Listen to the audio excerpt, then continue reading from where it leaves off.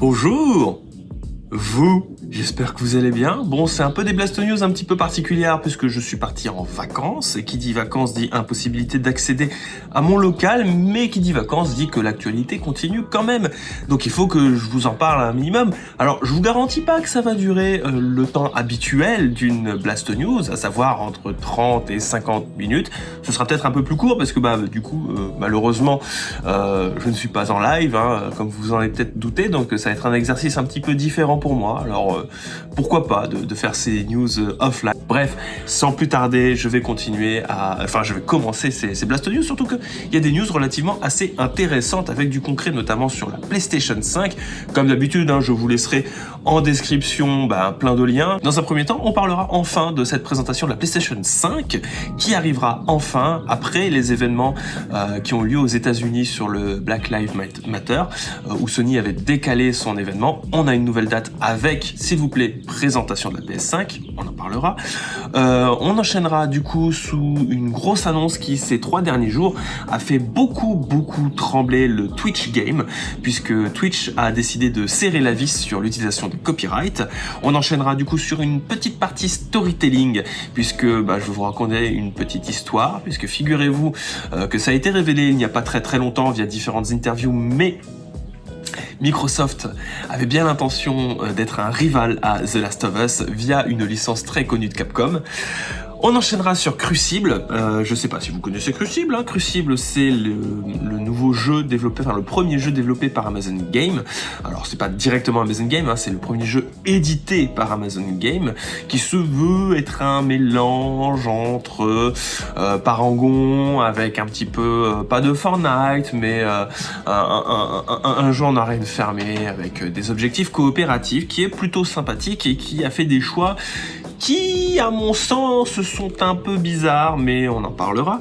Et on terminera du coup sur Nintendo, parce qu'il faut une petite news Nintendo, je vous connais, gentil public Nintendo, puisqu'il y a eu des dépôts de marques assez intéressantes, on en discutera. Alors, j'ai pas de jingle, je suis désolé, j'ai pas l'intention d'en mettre, mais les Blast News, ça commence maintenant. Alors dans un premier temps, je vous parlerai du coup de Sony PlayStation 5. Pourquoi ? Parce que ça y est, on a la date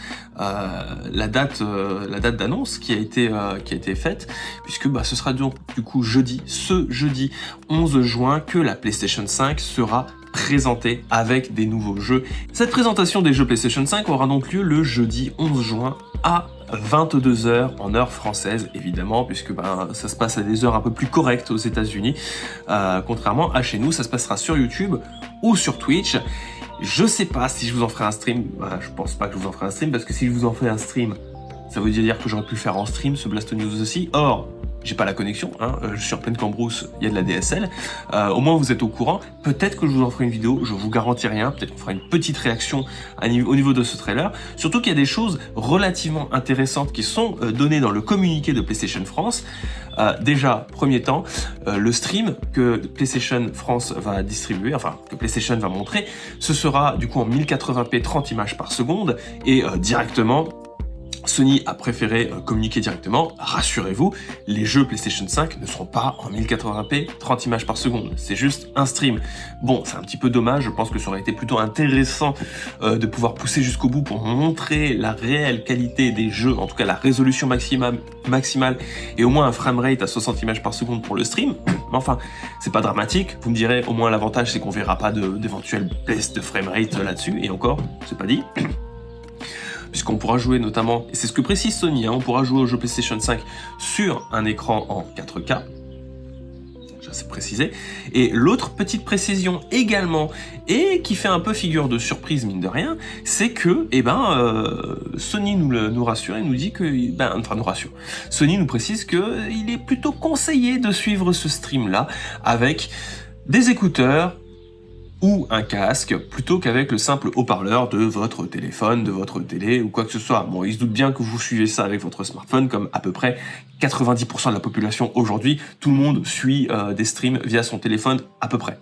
Sauf rares exceptions, évidemment, je le sais que toi, derrière ton écran, tu le regardes plutôt sur ton ordinateur ou sur une tablette. Alors, pourquoi c'est intéressant? Parce que visiblement, Sony a prévu de balancer quelques petits indicateurs audio pendant ce stream qui ne pourraient être perceptibles qu'en de bonnes conditions pour avoir on va dire, le spectre des émotions le plus total, merci Sony, que via des écouteurs ou un casque. Ça va de soi. Alors, on le rappellera jamais assez, mais Sony communique beaucoup, enfin, a beaucoup communiqué sur le seul live stream, pas stream préenregistré de la conférence Game Developer Conference qu'ils avaient fait il y a quelques mois maintenant. Ils avaient précisé que PlayStation travaillait sur une technologie audio qui, visiblement, serait révolutionnaire d'après beaucoup de développeurs. Alors, peut-être qu'utiliser des écouteurs ou un casque, ça permettrait de se donner une idée assez vague, vous me direz, parce que techniquement, cette technologie telle qu'ils l'ont vendue Sony est censée fonctionner peu importe le matériel audio que vous utilisez, donc haut-parleur inclus. Mais vu que cette technologie n'est pas supportée par votre téléphone, mais n'est supportée que par votre PS5, je suppose que si vous voulez avoir une idée, il faut utiliser ce casque ou ces oreillettes. Pourquoi pas? En tout cas, c'est, je pense, quelque chose qui va fortement limiter, on va dire, le streaming de cet événement-là, puisque PlayStation a vraiment envie que vous le découvriez en mode solo. C'est même pas juste le streaming par des tiers qui va être limité, je suis en train de penser, ça va être même juste le partager, parce que là je me dis, qu'est-ce que je fais? Est-ce que je l'écoute dans mon coin alors que j'ai tous mes copains qui sont ici et qu'on attend mine de rien cette annonce là de la part de Sony, ou est-ce qu'on profite tous ensemble, quitte à perdre une partie de l'intérêt de ce stream en utilisant un casque chacun de notre côté. Ce serait un peu con. Après, je pense pas que ça va durer 1 heure. Ils ont pas donné d'indication sur la durée de cet événement. Je pense que ça tiendra au moins 1 heure. Hein. On parle quand même de la présentation de la console et de quelques jeux. Mais je serais très très curieux de savoir en tout cas ce que ça va donner, puisque mine de rien, enfin on a du concret sur la PlayStation 5. On aura du concret à se mettre sur la PS5 pour la prochaine fois, et ça c'est plutôt cool. Allez, on va enchaîner sur la news qui suit. La news qui suit, du coup, qui concerne Twitch. Alors, qu'est-ce qui s'est passé dernièrement et qu'est-ce qui s'est passé de manière générale? Eh bien, Twitch est en train d'exploser, littéralement, en ce moment. En ce moment, Twitch, c'est presque une vocation. Il y a beaucoup de personnes qui se disent, oui, on va tous se lancer dans le Twitch game. YouTube, de toute manière, c'est trop fermé. Alors, il y a d'autres problèmes inhérents à Twitch, hein, et évidemment, pour qui voudrait percer. D'ailleurs, jeuxvideo.com avait fait un dossier... je dirais qui donne une idée globale de comment est-ce que ça fonctionne, mais à mon sens comment dire, c'est pas méchant ce que je veux dire, mais à mon sens le problème de cet article-là, c'est qu'il était trop centré sur des expériences de streamers maison. Bonjour Webedia. Donc Twitch aujourd'hui est en train de connaître je crois son âge d'or à peu près. Tout le monde se lance sur la plateforme, tout le monde essaye de faire quelque chose, même nous, je vais pas vous mentir, je pense que c'est là-dessus que va partir Iconoblast essentiellement pour les let's play, etc. Et comme toute plateforme qui connaît des succès, évidemment, à partir du moment où il y a quelques points de droit sur lesquels Twitch pourrait être un petit peu laxiste, eh bien on finit par serrer les vis. Et c'est exactement ce qui s'est passé avec les DMCA, Digital Millennium Copyright Act, qui ont pointé du doigt les musiques utilisées par les streamers pendant qu'ils streamaient, qui sont des musiques non libres de droit. Alors nous sur YouTube, on est un petit peu au courant de comment ça se passe et que c'est pas très très cool si tu utilises la dernière musique de Shakira sur ton stream, même si c'est juste une musique de fond, une musique radio, on va dire entre guillemets, qui permet de rester focus pendant ton jeu ou qui permet de divertir tout simplement pendant que tu joues. L'objet principal des streams, ça n'est pas la musique, le 3/4 du temps, même 90% du temps, c'est le jeu, évidemment, mais avoir cette musique-là, du coup, c'était un intérêt plutôt cool. Alors, c'est pas le stream avec de la musique qui pose problème à proprement parler, mais plutôt l'existence de clips qui restent ad vitam aeternam, qui pourrait poser problème, puisque, même si c'était déjà, en fait, dans le règlement de Twitch que vous n'avez pas le droit d'utiliser de la musique dont vous n'êtes pas propriétaire des droits, eh bien, serrage de vis de la part de Twitch, à partir d'aujourd'hui, s'il y a des clips avec du content ID, enfin du contenant, avec de l'utilisation de musique dont vous ne possédez pas les droits, vous pouvez être banni de Twitch de plus ou moins 24 heures, enfin pas plus ou moins de de 24 heures ou plus, on va dire, voire même un ban définitif. Ce qui provoque malgré tout quelques levées de boucliers sur Internet, parce que ça fait un petit peu peur, ça pose beaucoup de questions sur pas mal d'autres musiques. On pensera à certains streams de jeux vidéo musicaux, par exemple Just Dance, ça va être très compliqué. Osu, ça va être très compliqué de streamer du Osu, parce que derrière le risque c'est que vous gardiez un clip que vous ne puissiez que difficilement gérer. Ça va être compliqué sur plein d'autres jeux musicaux. Alors visiblement Twitch ça va, parce que les musiques, Twitch en est partenaire de ces musiques-là. Donc ça devrait aller pour ce qui est de Twitch Things. Rassurez-vous, je pourrai continuer à faire des streams musicaux, mais il faudra que je supprime derrière les clips que vous faites absolument. Et encore si le bot Twitch ne m'a pas repéré avant. Alors Twitch a bien conscience que ça va provoquer beaucoup de stress, tout ça. Il va falloir attendre un petit peu. Ça va être stressant, je pense, pour les quelques prochaines semaines. Ce sera, je pense, ça prendra au moins autant de temps à mettre en place tous ces outils-là. Puisque Twitch a déclaré que du coup ils vont tout faire en œuvre pour développer plusieurs solutions, dont celle de donner plus de contrôle aux créateurs de contenu sur leurs clips. On va voir ce que ça va donner. Soyons confiants sur le fait que Twitch trouve une solution assez rapidement, mais c'est vrai que c'est dommage, c'est la fin d'une époque, celle où on pouvait utiliser les musiques qu'on voulait sur Twitch, hein. Ça me rappelle cette époque-là où on utilisait aussi ce genre de procédé sur YouTube aussi, jusqu'à ce que YouTube devienne suffisamment gros pour se faire matraquer par les ayants droit. Voilà. Écoutez, hein, quelque part c'est un petit peu normal, de l'autre c'est un peu casse-pied, parce que encore une fois, les musiques qui sont utilisées, ça n'a pas vocation à être vendu, à faire de la publicité, c'est jamais que de la radio. Alors je m'y connais pas en droit de la radio et savoir s'ils achètent les droits de diffusion, etc. Mais enfin, je trouve ça dommage de laisser un flou pareil et de ne pas laisser finalement les créateurs juste jouer, parce que le principal point dans Twitch, c'est pas juste de diffuser de la musique. C'est ça que je trouve terrible, c'est que dans la tête des ayants droit, on a l'impression que pour eux, streamer ou faire de la musique, ou faire des vidéos YouTube, en fait, on vend leur musique. On utilise leur musique pour se faire de la thune, sauf que la musique c'est cool, ça permet de créer une ambiance, etc. Je dis pas, mais c'est pas ça le sujet principal. Le sujet principal, c'est le jeu vidéo ou d'autres sujets comme les talk shows, c'est ce que nous on raconte, c'est ce que nous on crée. La musique c'est un support, ce n'est pas le sujet principal. Voilà.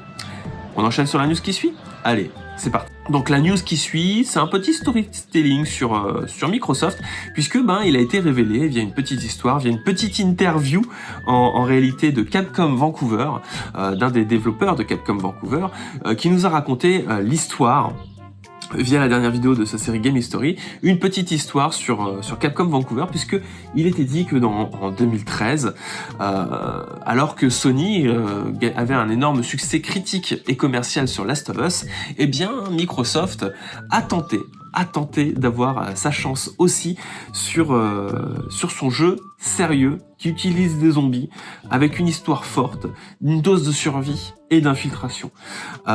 Et ce jeu que Microsoft a essayé de faire, ils ont essayé de le faire via le reboot d'une licence très connue de Capcom et donc de Microsoft aussi, à savoir un reboot de Dead Rising. Et on serait, alors pas passé pas loin, parce que tout ça s'est fait un petit peu en panique, si vous voulez. On nous explique dans cet article que Microsoft voulait contrecarrer Last of Us, il voulait son Last of Us Killer, hein, c'est typiquement comme ça qu'ils l'appellent, hein, c'est le Last of Us Killer, et ils en voulaient absolument un. Ils ont contacté du coup ceux qui ont fait Dead Rising 2 et Dead Rising 3, à savoir Capcom Vancouver, et se sont dit faites un reboot de Dead Rising pour un Dead Rising 4 qui du coup avait un nom de code Climber.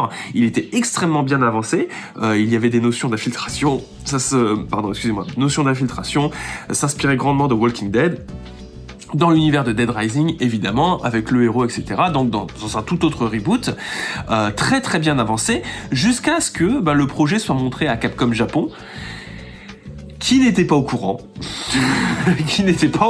de cette volonté-là, alors que le jeu semblait bien avancé. Et Capcom a dit non. Capcom a dit non, mais alors c'est pas juste un nom, hein. D'après ce qu'on voit sur la petite histoire qu'on nous présente ici, c'est pas juste un nom. C'était genre vraiment, Capcom était choqué, en mode complètement abasourdi, en mode non, c'est... Vous faites pas ça, on annule, on aborte, tout de suite. Hors de question que Dead Rising, ça devienne ça. Bah écoutez, sans prévenir personne, c'est un petit peu normal qu'on annule, surtout qu'on était à milieu, c'était vraiment mais à l'opposé de ce qu'était Dead Rising. C'est au reboot, ok, pourquoi pas, c'est envisageable, mais enfin là on est vraiment très très loin de ce qu'était la licence Dead Rising. C'est un petit peu comme si y avait quelqu'un qui se pointait avec un reboot de Super Mario et qu'on avait un univers sombre, mature. Enfin, vous voyez un petit peu l'idée, c'était vraiment hors de l'ADN de Dead Rising. Dead Rising qui, fondamentalement, pour Capcom, n'a pas vraiment besoin d'un reboot puisque la licence fonctionne relativement bien sur les consoles de Microsoft. C'est même un des porte-étendards de Microsoft, Dead Rising. Donc, pourquoi s'embêter à faire un reboot de tout ça ? Donc c'est mi-2014 que tout a été annulé et que tout est passé à la trappe et que du coup a recommencé le développement de Dead Rising 4 pour avoir le Dead Rising 4 que l'on connaît aujourd'hui. Est-ce que c'est pas une histoire incroyable ? Est-ce que c'est pas incroyable de se dire que Microsoft avait un petit peu le somme de voir ce qui arrivait Last of Us ? Alors je vous dirais, aujourd'hui c'est peut-être pour le mieux dans le sens où je pense que Sony a trouvé sa patte avec les jeux cinématographiques dits adultes, et je pense que Microsoft a autre chose, une autre carte à jouer, plutôt que de la concurrence frontale avec Sony. Ils ont une autre carte à jouer, et quelque part ils l'ont tiré, que ce soit avec le Game Pass, ou avec des jeux vidéo qui mettent en place plus l'accent sur le online, et sur le gameplay. On pensera notamment, par exemple, à des jeux comme Halo. Voilà. C'est moins des jeux cinématographiques, c'est moins, on va dire... serious business, et c'est plus à rapprocher du côté de, j'ai envie de vous dire, Nintendo. En tout cas, c'est ce sentiment-là, si vous voulez, qui est plus gameplay, et je pense que Microsoft a plus à travailler ce côté-là que le côté Last of Us-like, même si, bon, peut-être que le jeu aurait été très bien, peut-être que ça aurait été un très bon Last of Us killer, peut-être que ça aurait tué Last of Us, ça m'étonnerait. Très clairement, ça m'étonnerait, parce que le jeu avait quand même très très bien marché, et vu l'attente que suscite la partie 2, ça m'étonnerait que ce soit vraiment un Last of Us killer. Mais je trouve ça intéressant. Je trouvais ça très intéressant, et ce qui est très intéressant aussi, c'est de voir que peu importe l'avancée d'un jeu, peu importe qu'il y ait eu des millions de dollars de mis derrière, parce que là on parle quand même vraiment de millions de dollars qui ont été injectés pour que le projet avance, parce que le projet était quand même sacrément bien avancé, il ne manquait plus qu'à avoir une grosse équipe derrière pour finaliser tout ça, mais le concept était là, le monde était là, les personnages étaient là, non, il y avait moyen de faire quelque chose, c'est des millions de dollars qui ont été injectés par Microsoft dans ce projet-là. Et bien quand bien même ton jeu est presque terminé, quand bien même ton jeu a eu plusieurs millions de dollars injectés dedans, t'es pas sûr qu'il sorte. Et c'est ça la dure réalité du jeu vidéo aujourd'hui. Il y a plein de projets qui ont pu naître à un moment ou à un autre, qui auraient pu être plus ou moins hypants, mais qui ne verront jamais le jour, parce que c'est la dure loi du jeu vidéo, c'est la dure loi du marché. T'es pas à l'abri que ton jeu soit annulé. Voilà. On passe à la suite. Alors, la news qui suit, ça concerne Crucible. Alors, c'est une annonce assez importante vis-à-vis de Crucible, puisque le jeu vient de sortir, donc je le rappelle, c'est le premier jeu d'Amazon Game, donc l'éditeur Amazon Game, ce n'est pas le développeur Amazon Game. Les développeurs s'appellent Relentless Studios, donc des développeurs britanniques, qui ont lancé leur jeu, qui se prennent quand même pas mal de retours négatifs. Je trouve ça dommage parce que le jeu, fondamentalement, il est cool. Le fait que, ça copie à droite, à gauche certaines idées, malgré tout, c'est un jeu qui, pour moi, a beaucoup d'intérêt, qui, sur le long terme, peut bien évoluer. Et là, l'annonce qui a été faite, je trouve que c'est dommage. Mais ça va lui foutre un coup sévère, quoi. Après, c'est un petit peu de leur faute. Je vais vous expliquer. Il y avait du coup 3 modes de jeu dans Crucible. Vous aviez le mode cœur des ruches, qui on va dire le mode principal dans lequel il faut trouver des ruches, récupérer leur cœur, et au bout de 3 cœurs récupérés par rapport à la team adverse, vous aviez gagné. Il y avait le mode contrôle de Derrick, qui était un mode domination, tout ce qu'il y a plus de simple, et le mode chasseur alpha, qui est un des modes les plus originaux à mon sens, puisque il faut réussir à contrôler des Derrick, toujours, ça fait partie du cœur du jeu, il faut abattre les adversaires, et rester avec son duo tout le long de la partie. Si votre binôme venait à mourir, vous pouviez faire équipe avec un autre un autre personnage d'en face, un autre joueur d'en face qui aurait aussi perdu son binôme. Et si vous étiez à la fin de la partie les deux restants, eh bien, comme vous étiez pas du même binôme, du binôme initial, eh bien, vous deviez vous entretuer, parce que c'est le principe de la traîtrise, et il ne peut y avoir qu'un seul vainqueur, sauf si vous êtes avec votre binôme initial, vous n'allez pas vous battre avec votre binôme, vous êtes potes quand même, faut pas déconner. Mais les autres, c'était une autre paire de manches.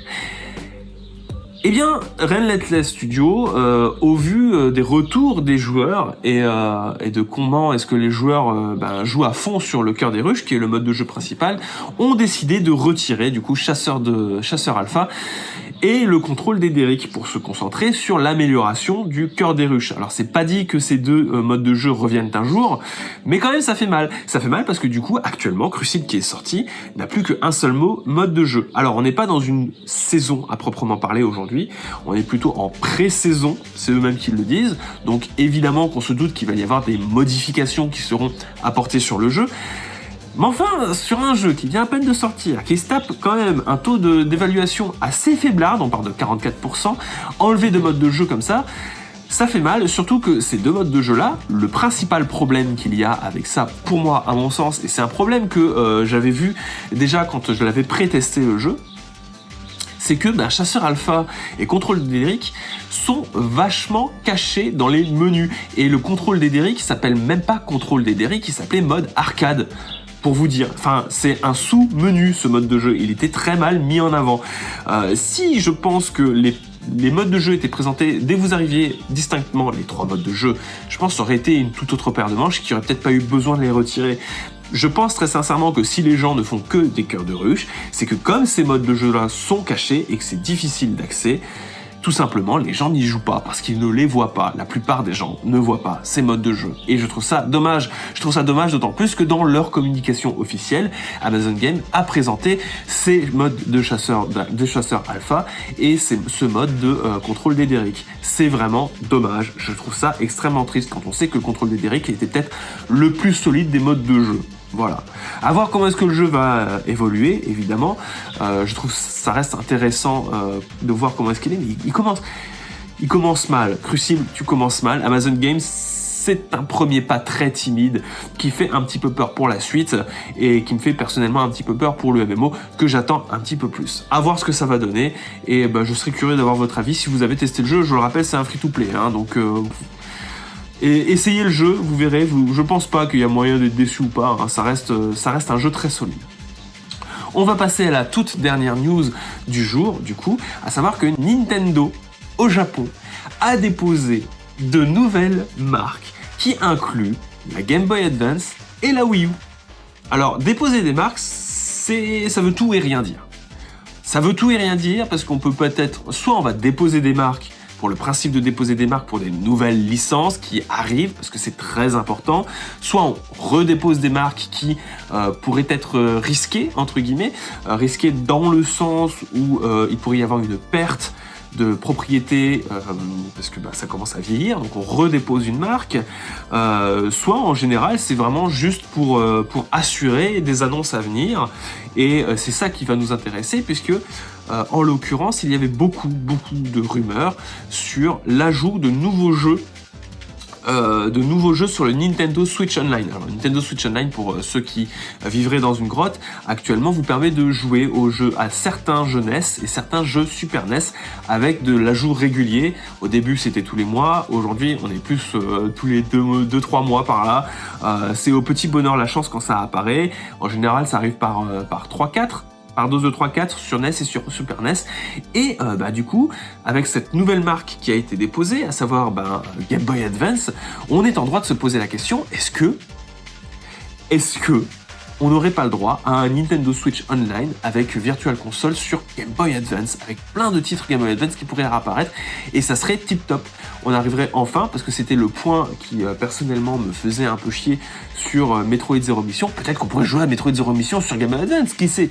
Est-ce que ce serait pas tip top? Et il y a plein de jeux Game Boy Advance qui sont un peu délaissés à mon sens aujourd'hui, et je trouve ça terriblement triste qu'ils ne soient sortis d'ailleurs que sur Wii U, parce qu'il y a beaucoup de jeux Game Boy Advance qui étaient sortis sur Wii U, mais sur Switch, ça serait tellement le feu de pouvoir se refaire un Minish Cap par exemple, de pouvoir se faire un Advance War, de pouvoir se refaire, je sais pas, les Pokémon. Les Pokémon Ruby Saphir, avec l'utilisation du Nintendo Home. Qui sait? On sait jamais, ça pourrait être méga stylé. Ça pourrait être super sympa de pouvoir faire ça. Je m'avance très certainement un petit peu trop, hein, je le concède. Mais voilà, moi c'est une annonce qui personnellement me donne du courage. Alors il n'y a pas que ça, il y a Wii U aussi qui a été redéposé. Ah, qu'est-ce qu'ils comptent faire avec Wii U? Ça m'étonnerait que ça soit sur de la console virtuelle parce que l'architecture Wii U est à peu près aussi puissante que celle de la Switch, je pencherai plutôt sur des portages de jeux. Alors j'ai envie de croiser les doigts pour avoir un portage de Xenoblade Chronicle X, j'y crois encore. Hein. On a eu Excite Truck qui a été redéposé, qui est un opus Nintendo 64. Peut-être sur console virtuelle Nintendo 64, qui sait, on sait jamais. On a eu Paper Mario The Origami, alors ça c'est tout à fait normal de redéposer ça, dans le sens où il va y avoir de la communication qui va être faite autour du jeu. On a eu le mot Mi, qui a été redéposé au Japon. Peut-être une réutilisation des Mi, hein, je le rappelle, mais les Mi aujourd'hui, c'est un petit peu le truc des générations précédentes qui a été mis un petit peu sous le tapis. Vous pouvez en recréer, mais c'est caché dans les menus, la création de Mi. Et on a Wavebird qui a été redéposé. Pourquoi vous avez déposé Wavebird?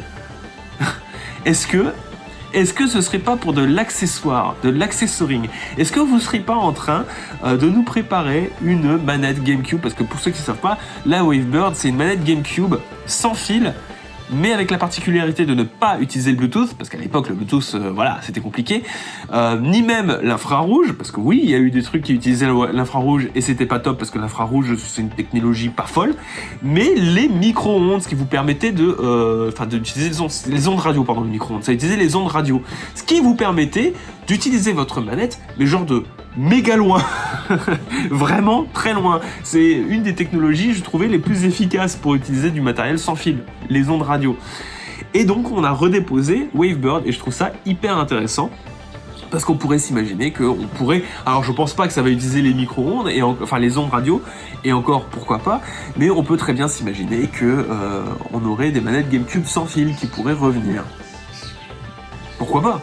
Après, peut-être que carrément, ils vont ressortir des manettes Wavebird en ondes radio et tous les joueurs Smash vont se relancer dessus. Après tout, qui sait, hein? Ne sait-on jamais? Ne sait-on jamais? Le problème de la Wavebird, à mon sens, c'était quand même il y avait un gros... pour mettre les piles derrière, et puis tout le truc à ondes radio, il y avait un gros cache derrière pour les piles, et c'était... Je trouvais que ça rendait la manette un peu trop lourde, mais pour l'époque, avoir une manette sans fil, c'était quand même ultra stylax. Voilà. J'espère que ces Blast News vous auront plu, parce que on arrive à la fin.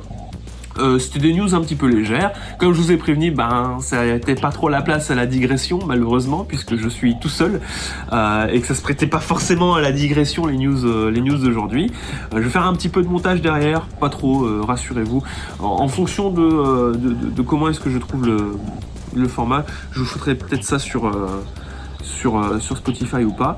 Je vous embrasse, je vous retrouve les prochains, c'est jeudi, et ce sera toujours sans live, puisque je serai toujours en vacances jeudi. Le live reviendra samedi, du coup pour les Blast News de samedi, puisque je serai rentré de vacances. Je vous embrasse et je vous dis à la prochaine. Bye bye.